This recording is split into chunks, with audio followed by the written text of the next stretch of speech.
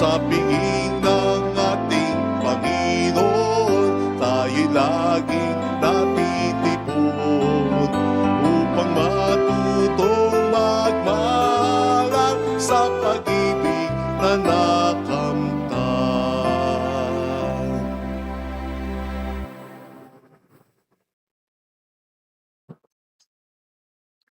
Sa ngalan ng Ama at ng Anak at ng Espiritu Santo, Amen. sumainyo po ang Panginoon. At sumayo rin. Pasalamatan natin ang Panginoon sa pamamagitan ng misang ito, lalo na sana sa pamamagitan ng ating mabuting buhay bilang mga Kristiyano. Hilingin natin ang pangunahing biyaya na ito. At upang tayo maging marapat, halina't magsisi muna para sa ating mga kasalanan at pagkukulang. Tayo pong lahat, inaamin ko sa makapangyarihang Diyos at sa inyo mga kapatid, na lubha akong nagkasala sa isip, sa salita at sa gawa, At sa aking pagkukulang, kaya isinasamo ko sa mahal na Birheng Maria, sa lahat ng mga anghel at mga banal, at sa inyo mga kapatid, na ako'y panalangin sa Panginoong ating Diyos. Kaawaan tayo na mapagmahal na Diyos, patawarin sa ating mga sala at patnubayan hanggang sa buhay na walang hanggan. Amen. Panginoon, kaawaan mo kami. Panginoon, kaawaan mo kami. Kristo, kaawaan mo kami. Kristo, kaawaan mo kami. Panginoon, kaawaan mo kami. Panginoon, kaawaan mo kami. Yumuko tayo. Maaaring ibulong sa Panginoon ang ating intensyon. Pagdasal natin ang mga namumuno sa ating bayan, sa ating bansa. Ang mga tumutulong sa ating simbahan. Ganyan din ang mga may sakit. At tulad nila Leon Sian, Alona, Teresita, Sister Terry, Nanay Feli, Reg, Kuya Mario, Roger, Julie, Julian, Kalusugan, Sister Eva, Lerma, Chris Akin. Pagdasal din natin ang mga nag-aalaga sa kanila. Manalangin tayo. Ama naming makapangyarihan, lagi mong liapin at patnubayan kaming mga kabilang sa iyong angkan. Sa tanging pag-asa namin ikaw ang nagbibigay, kami tangkilikin mo po at laging subaybayan sa pamamagitan ni Jesucristo, kasama ng Espiritu Santo magpasa walang hanggan. Amen.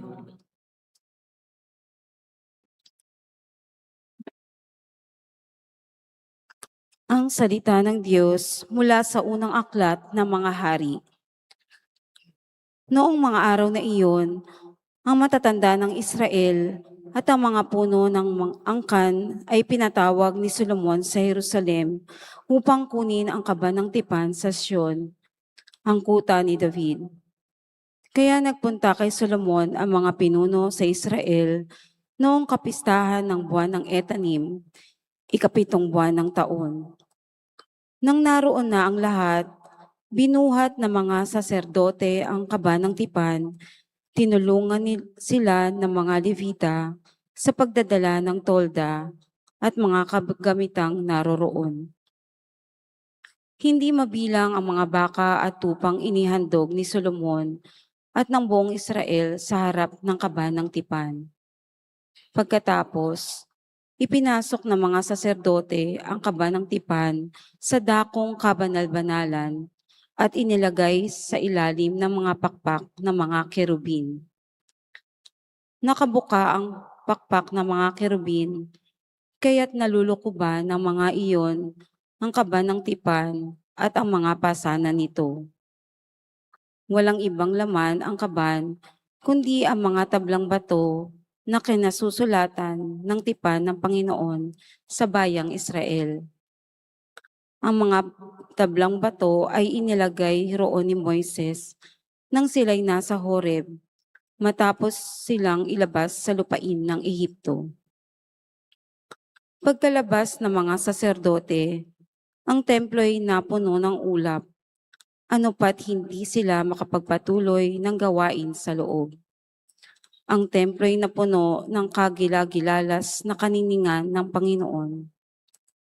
Kaya nga't sinabi ni Solomon, O Panginoon, kayo ang naglagay ng araw sa langit, ngunit minabuti ninyong manirahan sa makapal na ulap.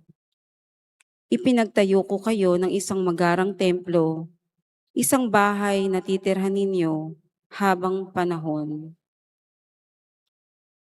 Ang salita ng Diyos. Salamat sa Diyos. Poong makapangyarihan, kami iyong panahanan. Poong makapangyarihan, kami iyong panahanan. Aming nabalita na nasa Bethlehem ang kaba ng tipan. Sa bukid ng Jaar, namin nasumpungan. Ang aming sinabi, ang templo ng Poon ay puntahan natin. Sa harap ng trono, siya ay sambahin. Poong makapangyarihan, kami iyong panahanan. Sa iyong tahanan, Poon, pumasok ka kasama ang kaban, ang kabang sagisag ng kapangyarihan. Ang mga saserdote, bayaang maghayag ng iyong pagliligtas. Ang mga hinirang, sumigaw sa galak. Sa lingkod mong David, may pangakong ikaw, Panginoon namin. Ang piniling hari ay huwag mong itakwil. Poong makapangyarihan, kami iyong panahanan.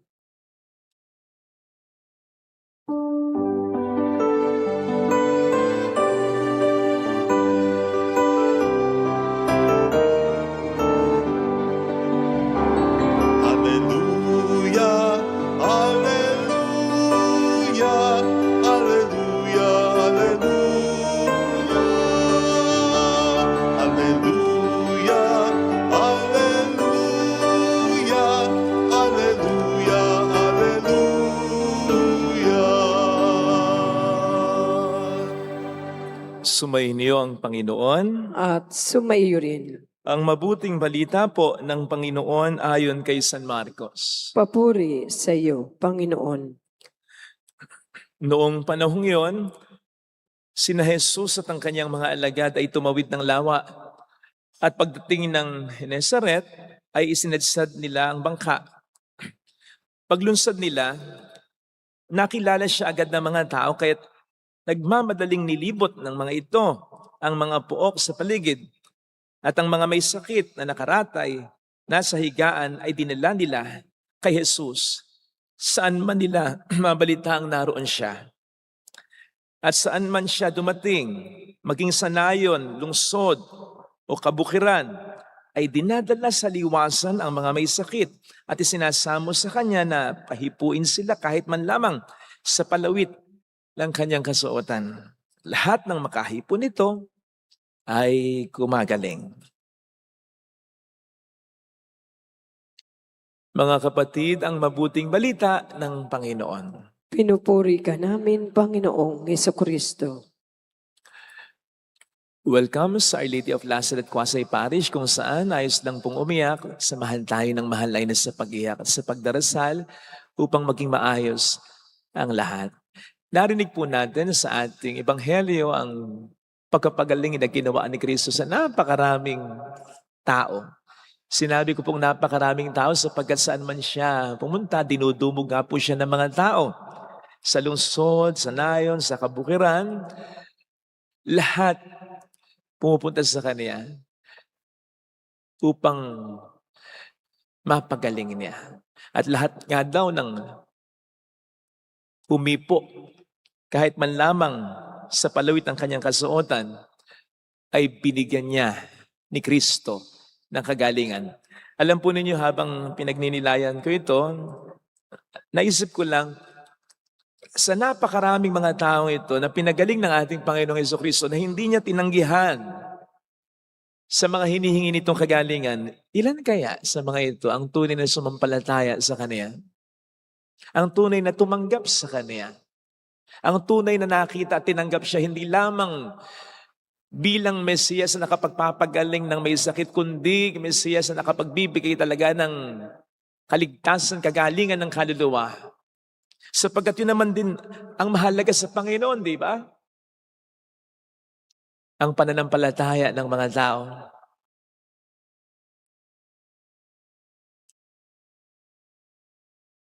Tamang sabi ng Panginoon, siya'y naparito, hindi para sa mga malulusog, kundi para sa mga may sakit. Pero alam po natin pare-pareho kung sinong partikular na may sakit ang tinutukoy dito ni Kristo. Hindi lamang po ito yung may sakit sa katawan, kundi yung may karamdaman sa kaluluwa. Yung karamdaman ay dinudulot ng pagkalayo sa Diyos o ng kasalanan. And so I wonder, ilan kaya sa mga ito ang tunay na sumampalataya? Ang tunay na nagbagong buhay at tinanggap si Kristo sa kanilang buhay, ang totoong nagpakabuting tao pagkatapos ng eksenang ito. Sapagkat kung hindi, anong silbi nito kung hindi na tinanggap si Kristo? Gumaling nga sila pero mamamatay din naman sila. Ang buhay na walang hanggan ay bibigay lamang sa taong sumasampalataya talaga. So ilan kaya talaga sa kanila ang sumampalataya? Malapit na naman ang Kwaresma, mahal na araw. Kung idudugtong natin yung tanong, ilan kaya sa mga ito ang nandun man lang para tahimik na sumuporta kay Kristo, na habang siya'y nagbubuhat ng kanyang krus, nakita man lang niya isa sa mga taong ito. Nakatulad ng mga kababaihan ng Jerusalem ay nananaghoy para sa kanya. Dinadamayan siya sa paghihirap niya. Ilan kaya sa mga ito ang nandoon? O ilan kaya sa mga ito ang kabaligtaran ay wala roon? Worse, ilan kaya sa mga ito? Hindi lang yung mga gumaling, kundi yung mga nakasaksi ng pagaling, yung mga kamag-anakan ng gumaling.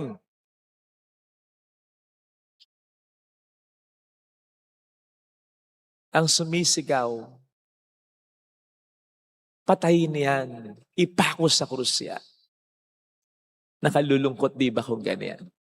Alam po ninyo, sigurado ako, alam ni Kristo na hindi lahat ng mga taong ito ay sasampalataya sa Kanya. Pero, pinagaling pa rin niya sila. Nagbigay pa rin siya ng grasya. Kung paanong sa parable of the sower, yung mga hasik nagsaboy ng binhi, kahit na sa mga matitigas, madamo, madawag, at mababatong lupa. Alam naman niyang hindi tutubo. Tumubo man, sandali lang at mamamatay lang. Pero nagsabog pa rin siya ng binhi sa mga lupang yan. Kung paanong ina-entertain din naman ni Kristo ang mga tanong sa kanya ng mga skriba at Pariseo, gayong alam naman niyang ang pinakapakay ng mga ito'y masilo lamang siya. May maipintas, may maibintang lang laban sa kanya. Kung paanong bumalik din naman si Jesus sa kaniyang mga kababayan, kahit na alam niyang hindi naman ito sasampalataya o tatanggap sa kanya, huwag na tayo lumayo. Bakit tinawag pa rin niya si Judas? Kahit na alam niya, ito'y magkakadulo sa kanya. Nagsasayang ba siya ng grasya? Hindi. Manapa, sumusugal siya. Sumusugal siya na mga biyayang ibibigay niyang ito ay makatutulong para makapagbago ang tao. Tandaan po natin ang Diyos ay nangungusap sa atin sa maraming mga bagay, pero madalas nafo-focus ang ating pansin na nangungusap ang Diyos sa atin sa pamamagitan ng mga pagsubok. Kinakalabit tayo. Yun ang madalas na sinasabi sa atin. Mentras malaki yung problema, baka sinasabi pa nga natin, dinadagukan na yata ako para magising ako. Huwag sanang ma-focus lamang dyan sapagkat nangungusap din ang Panginoon sa atin sa pamamagitan ng mga biyaya niyang ibinibigay sa atin. Upang mas lumutang ang kanyang pagmamahal sa atin. That despite our unworthiness, nandun ang blessing niya. Yun ay dapat na kalabit, dagok sa atin para makonsensya. Napakamahal na mahal ka ng Diyos. Napakamahal na mahal ako ng Diyos. Dapat na akong magbago. Hindi niya deserve. Nasaktan ko siya. Ang pinaka hindi deserving nasaktan natin ay yung taong pinaka nagmamahal sa atin. So sino bang pinaka nagmamahal sa atin kundi ang Panginoon natin? Hindi siya deserving. Nasaktan natin dahil sa mga kasalanan natin. Kaya sana kaugnay pa rin ito, huwag natin mabilis na pupulaan ang ating kapwa. Kung sa palagay natin ay wala pa rin pagbabagong nangyayari sa buhay nila. Sa kabila ng mga ginagawa nila. Halimbawa, nagsisimba, nagnonobena, nagdarasal. Pangunahin po kasing pintas. Kahit na mga Katoliko rin, halimbawa sa mga nagdedebosyon sa Mahal na Pong Nazareno, translasyon, sa mga nagnonobena sa simbahan, sa mga nagpuprosesyon. Translasyon, eka ng translasyon, prosesyon, eka ng prosesyon, nobena, eka ng nobena, ganun pa rin ang ugali. Tama, hindi dapat kinukonsente yung ganun. Hindi dapat inaayunan yung ganun. Mali talaga. Na hindi nakikita sa ating buhay ang ating mga pagsamba, ang ating pagdedebosyon. Sapagkat ang ating mga pagsamba, ang ating mga pagdedebosyon dapat ay sumusunod lamang sa ating mas malalim na sanang relasyon sa Panginoon. Pero anong malay natin? Well, sigurado rin naman na kahit sa mga pagdedebosyon na yon, ay nagbibigay rin ng grasya ang Panginoon kahit na hindi karapat-dapat yung mga taong nagdedebosyon. Sapagkat sumusugal ang Panginoon na kung paano kapag tayo nangungumpisal, pinapatawad niya tayo at sumusugal siya. Kahit na alam niyang pwede tayong magkaasalang muli. In fact, kahit na alam niyang yung kinumpisal natin ay pwede natin gawin uli, nagpapatawad pa rin siya.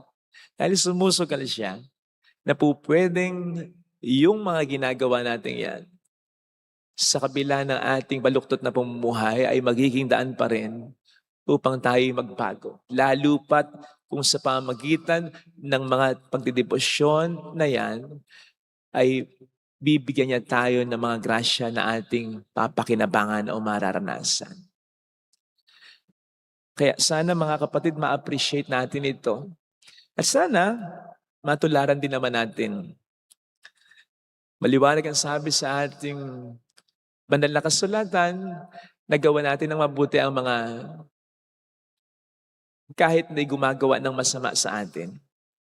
Hindi to the point of course na tayo paabuso, pero yung makapagsugal din tayo tulad ng Panginoon na sa kabila ng kanilang ginawa ay magpapakabuti pa rin tayo, tatratuhin pa rin natin sila ng may respeto, gagawa pa rin tayo sa kanila ng mabuti, sumusugal tayo, na pwedeng makita nila ito. At yun ang magbunsod sa kanila upang makapagbago. Ngayon, hindi man nila makita, sila na ang siyang magdadala. And at least, hindi man nila makita, darating ang pagkakataon na ito'y panghihinayangan nila. At sa kabila ng lahat ng kanilang ginawa, naging mabuti pa rin tayo sa kanila sapagkat nagbigay tayo ng tsansa na sila'y makapagbabago pa. Kung hindi nila ito tingnan, hindi nila ito ma-appreciate, sila na at wala nang iba ang pwede nilang sisihin. Sarili lamang lang talaga. Ito sana ang ating pagdasal na biyaya sa ating banal na misa. Amen. Lagay natin ang ating kanang kamay sa tapat ng ating puso.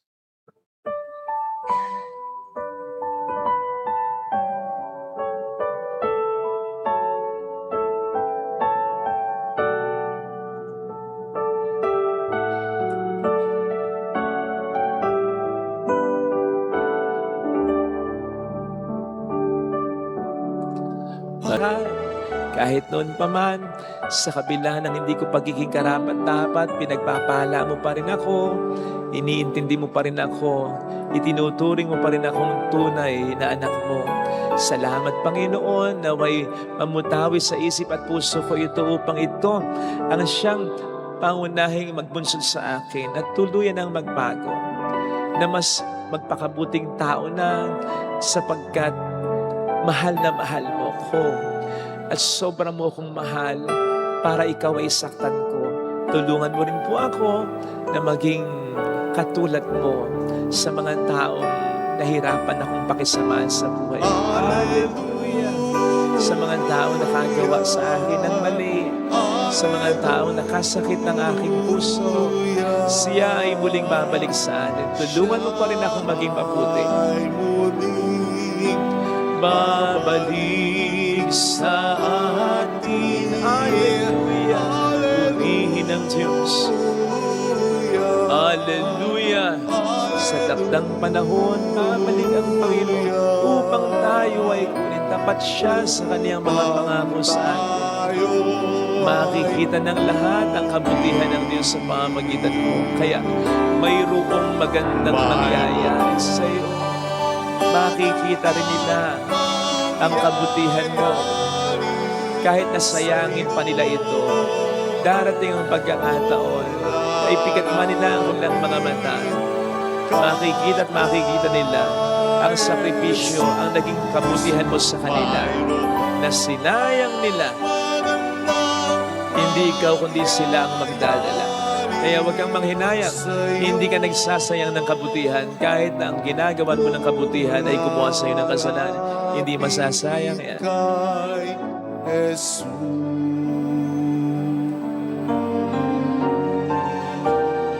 Papuri sa Ama at sa Anak sa Espiritu Santo. Kaparanan sa unang-una, ngayon magpakailanman at magpasawalang hanggan. Amen. Pag-aalay.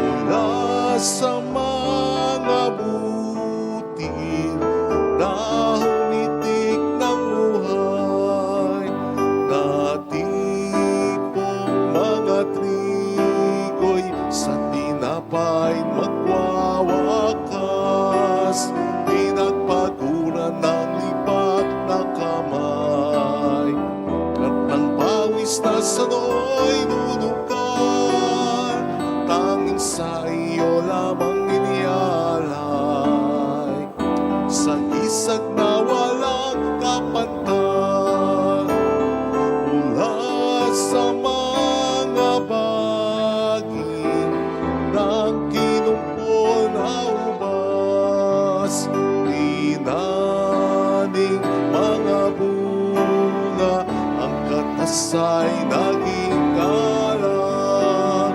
pinagpaguran ng lipat na kamay, at ang pawis na sano'y nunukan, tanging sa iyo lamang inialay, sa gisag na walang kapantay, sa dugo at katawan ni Jesus na minamahal, ang tinapay at alak ngayo'y babanyuhay, pinagpaguran na lipat na kamay, at ng pawis na sano'y nunukan, tanging sa iyo lamang inialay, sa gisag na walang kapantay, hiwaga ng pag-ibig,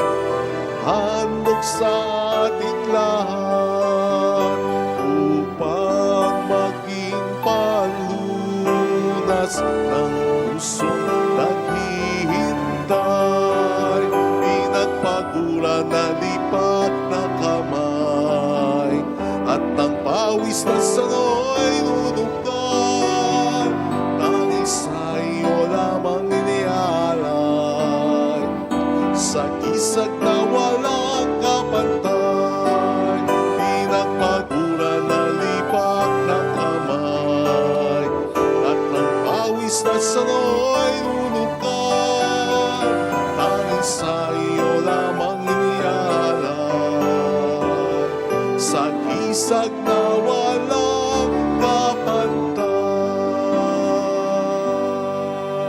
Manalangin tayo, pang ating handog ay maging kalugod-lugod sa Diyos Amang makapangyarihan.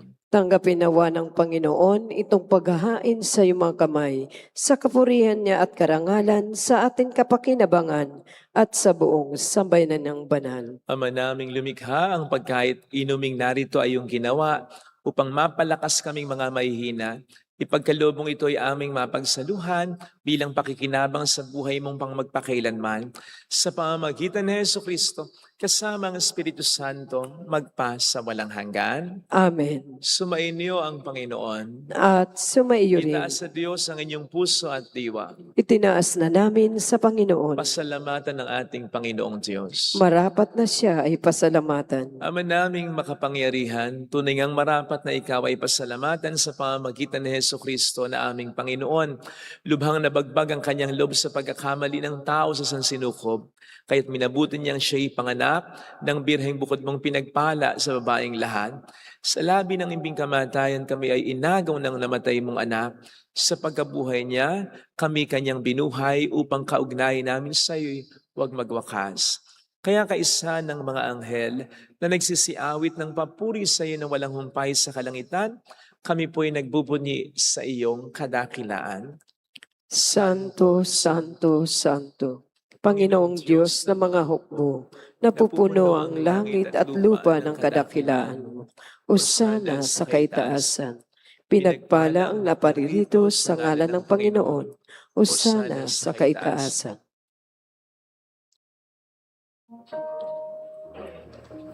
Ama naming banal, ikaw ang bukhal ng tanang kabanalan.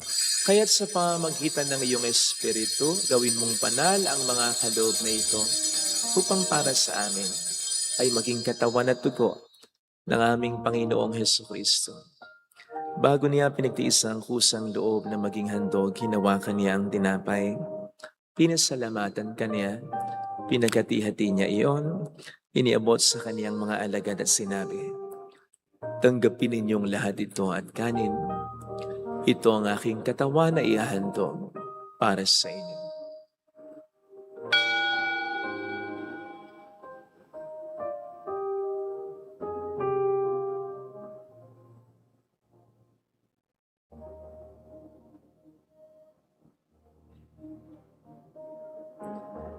Gayun din naman nang matapos ang hapunan, hinawakan niya ang kalis.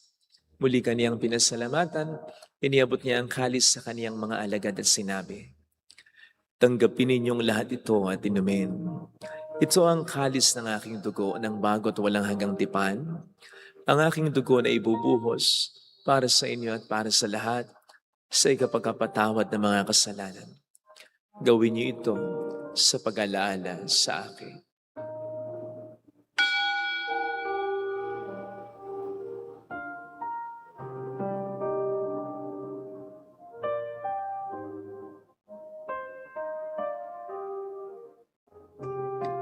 Ang misteryo ng ating pananampalataya. Si Kristo'y namatay, si Kristo'y nabuhay, si Kristo'y babalik sa wakas ng panahon. Ama, ginagawa namin ngayon ang pag-alaala sa pagkamatay at muling pagkabuhay ng iyong anak. Kaya inialay namin sa iyo ang tinapay ng buhay at ang kalis ng kaligtasan. Kami nagpapasalamat dahil kami iyong minarapat na tumayo sa harap mo para maglingkod sa iyo. Sinasamo namin kami na magsasalo sa katawan at dugo ni Kristo ay mabuklod sa pagkakaisa sa pamamagitan ng Espiritu Santo. Ama, lingapin mo ang iyong simbahang laganap sa buong daigdig. Puspusin mo kami sa pag-ibig. Kaisa ni Leon na aming Papa, ni Dennis na aming Obispo at ang Tanang Kaparian.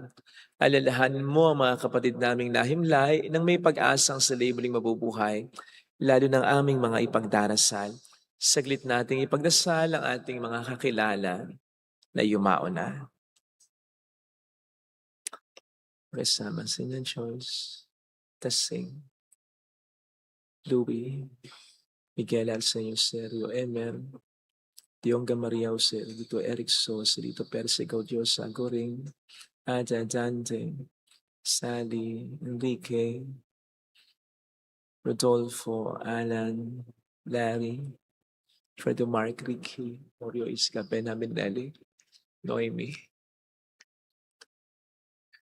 Gayon din ang lahat ng mga pumanaw.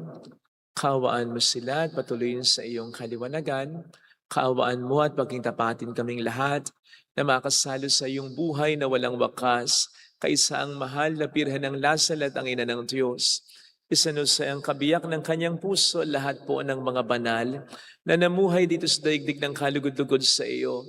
Maipagdiwang nawa namin ang pagupuri sa ikararangal mo sa pamamagitan ng iyong anak na aming Panginoong Jesucristo. Sa pamamagitan ni Kristo, kasama niya at sa Kanya, ang lahat ng parangal papuri ay sa iyo, Diyos amang makapangyarihan, kasama ang Espiritu Santo, magpasa walang hanggan.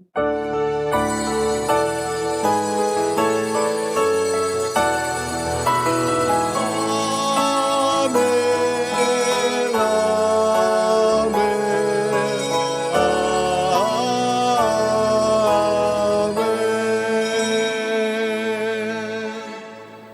Tumawag tayo sa Ama.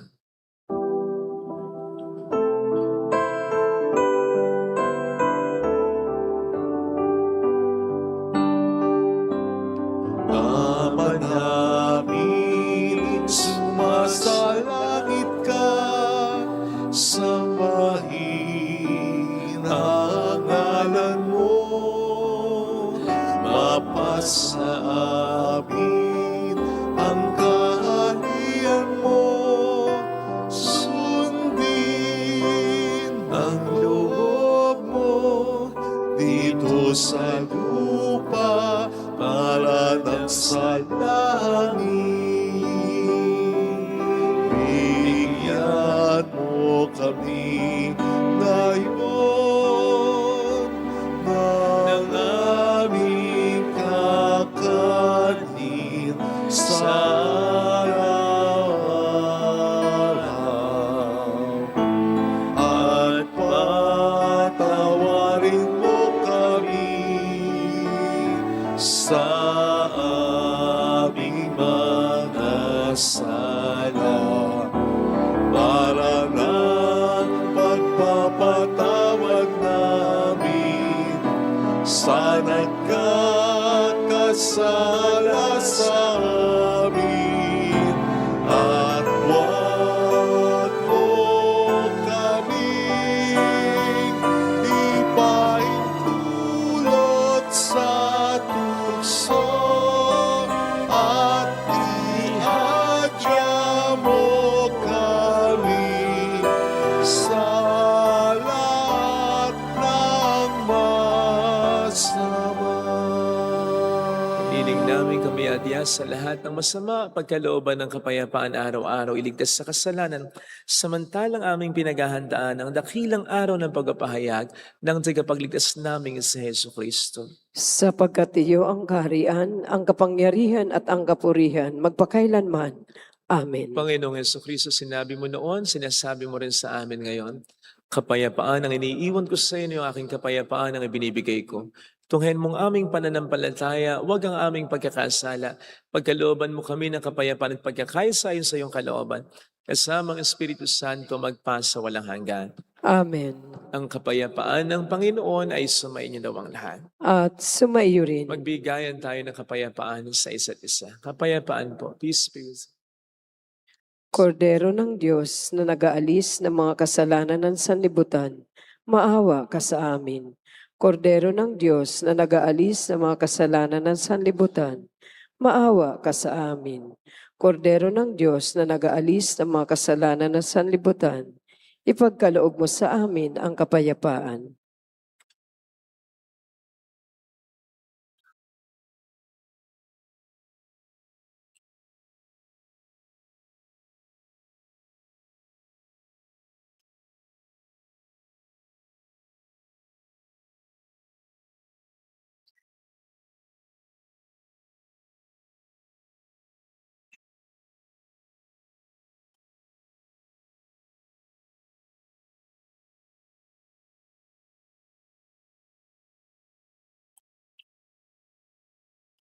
Narito sa harap natin ng Panginoon ang ating buhay at kaligtasan.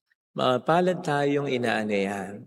Panginoon, hindi ako karapat-dapat na magpatuloy sa iyo, ngunit sa isang salita mo lamang ay gagaling na ako.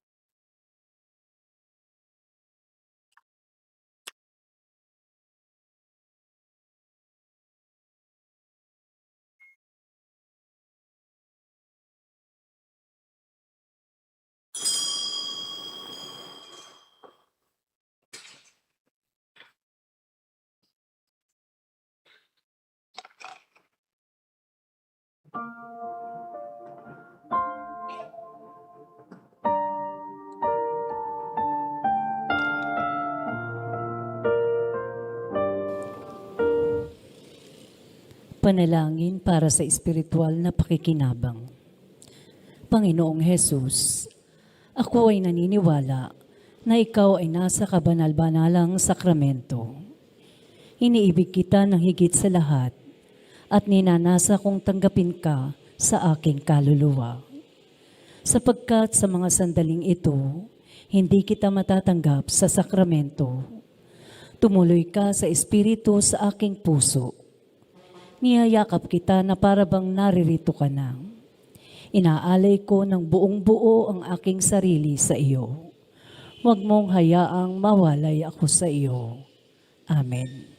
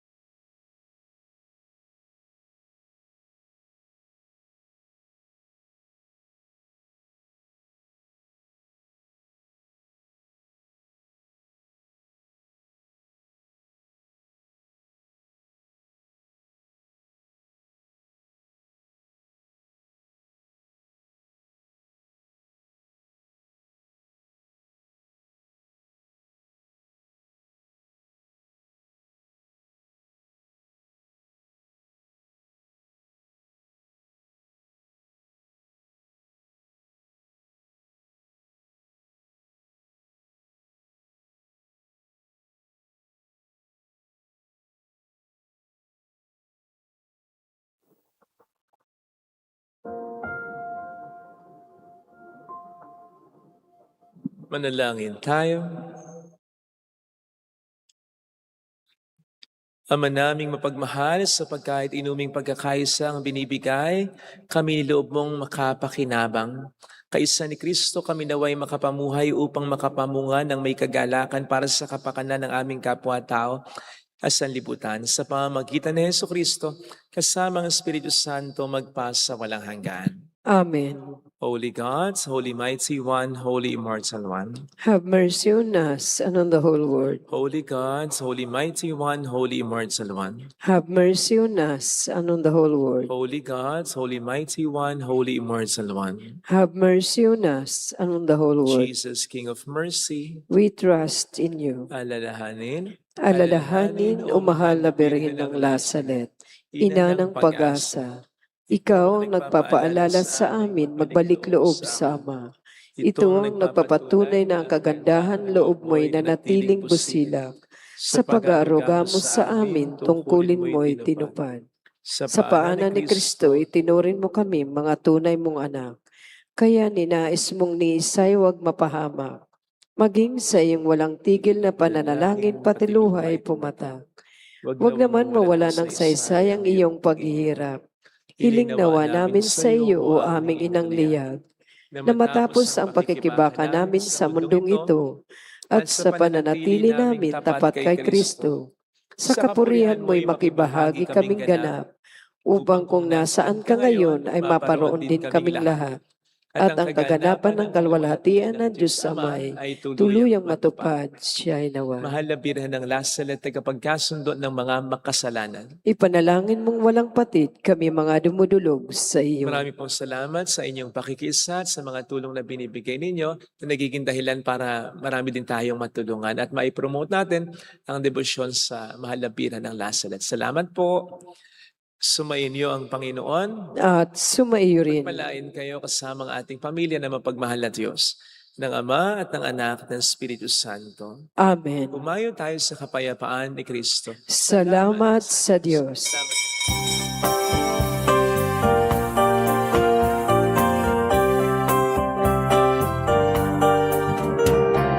Aming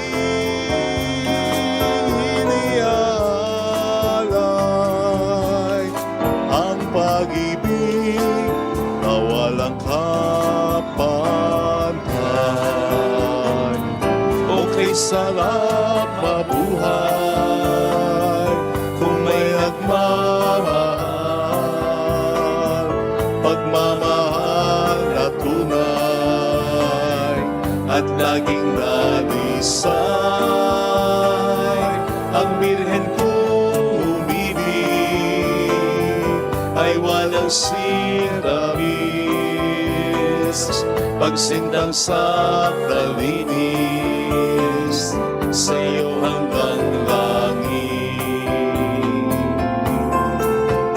O Birhen, Birheng mahal,